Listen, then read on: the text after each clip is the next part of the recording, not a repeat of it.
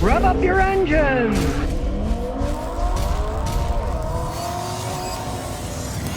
Well, Americans are struggling with car loans, and of course it's only getting worse because the interest rate is going up and up. Believe it or not, as it stands today, U.S. car loans total $1.5 trillion of borrowed money plus interest. You might not realize it, but there's over 275 million cars on the road in the United States. And of this, over 100 million Americans have a car loan. So the car loan debt is now $1.5 trillion. It's a record high. Now, in 2023, this year, at least when I was filming it this year, who knows? You may be watching it in the future. The average loan payment today is $725, and that's for a new car. Even for a used car, the average monthly payment is $516. Heck, I used to buy cars for $500. My first car I paid $550. The second one I paid $500. And I drove them an awful long time. And of course, realize that your credit score will influence your auto loan terms and the rates. You're going to borrow money. You better have good credit rating or you're going to be paying even more. And of course, this is coming at the worst time for people. If you are stuck with a large loan that you can't afford anymore, guess what's happened, people?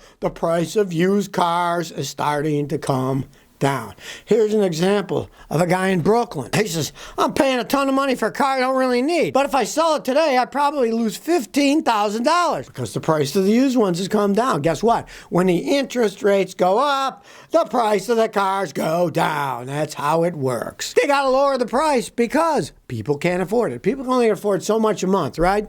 So if the interest rate goes up, the interest has to be on a smaller principal for people to afford that amount of money. That's one of the reasons that the prices of houses has gotten so high. For years, the interest rate was so low, right? If you got a high car loan, you're pretty much screwed over now. You bought at the wrong time. If you have to sell now, guess what? You're selling at the wrong time too. Well, Jerry Kruger from Toronto sends a hilarious bit of news about electric Audis. And this quarter, only 779 Audi e-trons have been sold. I'm in Toronto. I have something funny to say about the Audi e-tron. My daughter, who is bilingual, told me that e-tron in French is a pile of crap. What a brilliant piece of marketing. They certainly won't sell any in Quebec and France.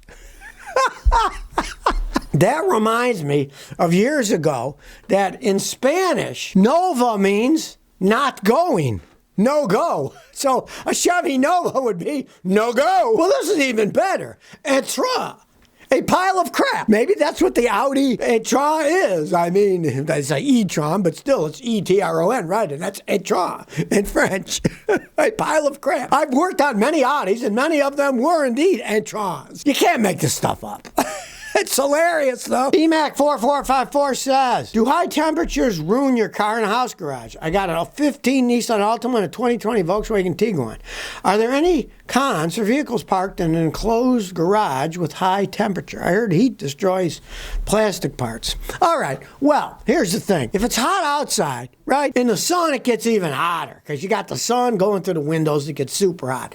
At least your garage, I'm assuming, has a roof. And if it does, the sun's not beating in. Well, it's better to keep it in the shade than it is to keep it in the sun. But let's say your garage gets even hotter than outside. Well, my advice is open the windows, at least in the daytime, to cool it off a little. You don't want to get it all hot anyways. I mean, if you got, like most people, you got a house and the garage is attached to it, right? Then all that heat is next to your house. You don't want an extra heat by your house because it will make your house hotter. You have to run your air conditioner inside your house if your garage isn't air conditioned. So you're better off opening your windows in the garage and getting some kind of circulation. Or perhaps put a fan, ceiling fan, or a little fan in there to run the air to circulate it through. It won't hurt it. It's much worse being out in the sun for the interior of the car. There's no arguing that. Day-Dio No Fiu says, my vehicle has a code P0606. How can I fix it? All right, that can be a horrendous code. That has to do with the powertrain control module, the PCM, the main computer. Now, there are various things that go wrong. You want to pray it's a sensor. If you have a bad sensor anywhere on your computer system, like a crankshaft position sensor, whatever, if it shorts out, it can trip that code.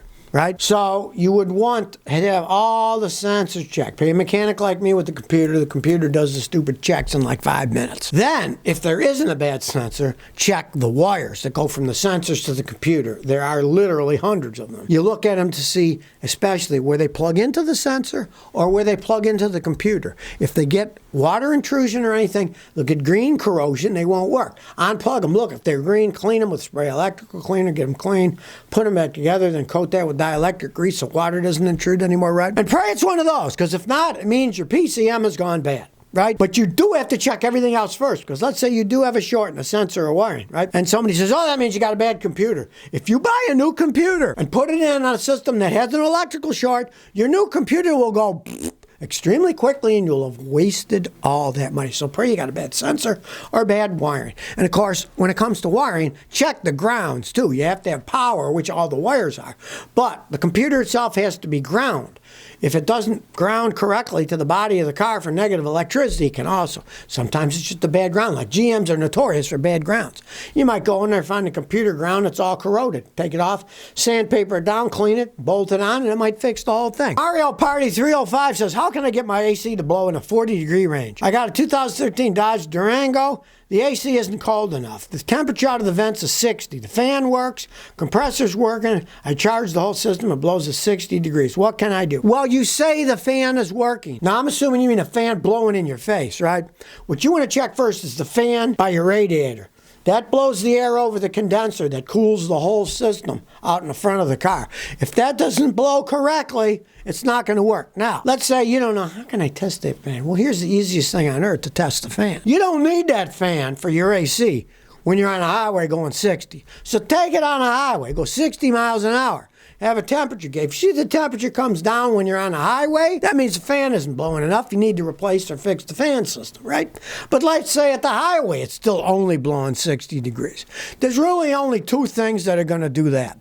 One is a clogged orifice tube, and if inside the system it's clogged up, it'll block it, it won't work right? And the other is, unfortunately, the most common thing with a Dodge is your compressor's just wearing out. As the compressors get old, they lose efficiency. So instead of working at 100% efficiency, maybe now it's only working at 60%, in which case the air will only get to 60 and not any colder. So, now you know what to check. Well, how times change. Ford's Lincoln is now listed as America's worst luxury car.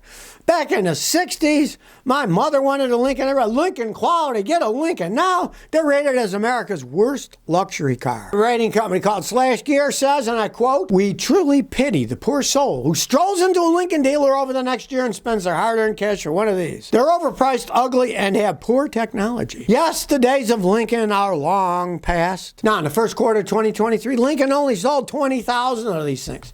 Well, 20,124 of them to be exact. And it would have been even worse, except for the Navigator. Their sales were up 20% to 4,600. If they would have sold less of those, it would have been even worse. Down the toilet goes Lincoln. They used to make great cars, but, there's so much competition worldwide. And they got so many overlapping. That's the problem with Ford. They had so many overlapping models. Like you can get an Explorer Platinum that costs $60,000, or you can get a $90,000 Expedition Platinum. Why would you buy a Lincoln? It's in name only. And today, the Lincoln name doesn't mean much anymore. Miss Merck says, what do you think of car subscriptions? People say it's the way of the future. Now, it's tempting to me, but I've always owned my cars and financed them. What are your thoughts? If you do a subscription plan, it's basically you're leasing a car, right? If you lease a car, you have never-ending car payments until the day you're dead, right? I had a customer did that in Houston for like 30 years, and I showed them versus what I spent on my own cars or what they spent leasing cars.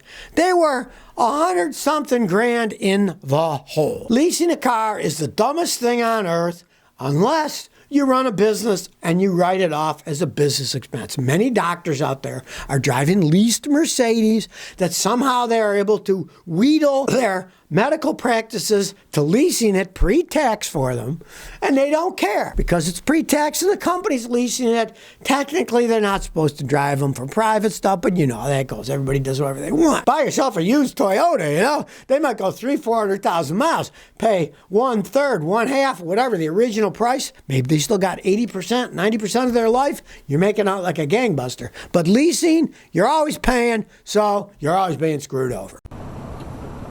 So if you never want to miss another one of my new car repair videos, remember to ring that bell.